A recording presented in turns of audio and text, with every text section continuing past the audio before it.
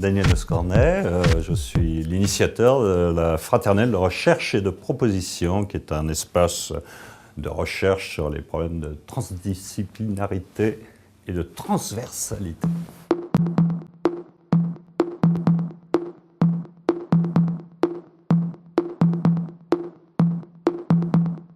Je suis un mutualiste, c'est-à-dire j'essaye d'utiliser le savoir de l'autre comme étant mon savoir.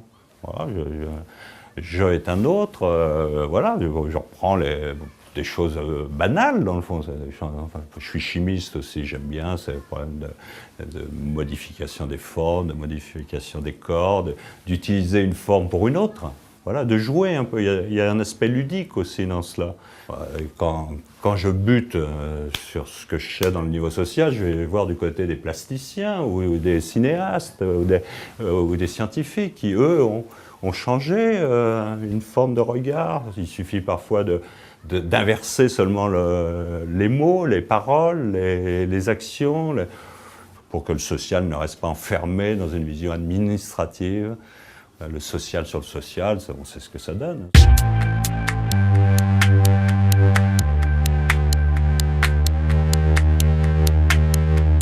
Quand vous êtes confronté à une situation de pauvreté, qu'est-ce que vous faites? Qu'est-ce que vous allez faire, vous ne le savez pas, eux le savent. Et peut-être que les populations les plus pauvres vont pouvoir, dans des situations qui vont être dans des environnements bouleversés, vont peut-être avoir plus d'atouts que des personnes qui, elles, n'ont pas été confrontées à ces situations-là. Donc ce sont des savoirs pas seulement pour sortir les pauvres de la pauvreté, ce sont des savoirs qui sont utiles pour la société tout entière.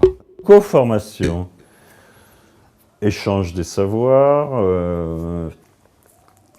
capacité de se mettre en situation de non-savoir, coopération bien sûr,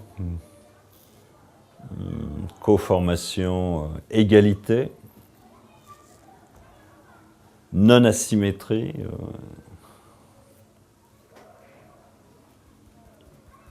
co-formation. On est dans une situation où les pauvres sont absents, par exemple les députés, voilà, il n'y a pas de pauvres chez les députés. Les sénateurs, il n'y a pas de pauvres chez les sénateurs. Vous prenez les institutions de sécurité sociale, qui décident pourtant des prestations de sécurité sociale, qui décident des allocations sociales. Où sont les pauvres? Est-ce que les pauvres, dans le fond, ils peuvent jouer un rôle de direction dans la société?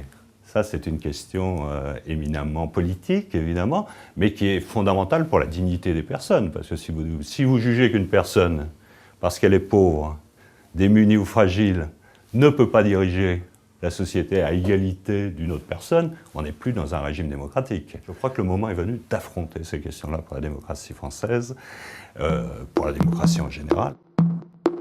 C'est un des lieux qui cherche à redonner confiance au mouvement social pour dire qu'il n'est pas du tout fatal, il n'y a aucune fatalité à ce que la société continue à fonctionner sur des recettes qui ne marchent pas.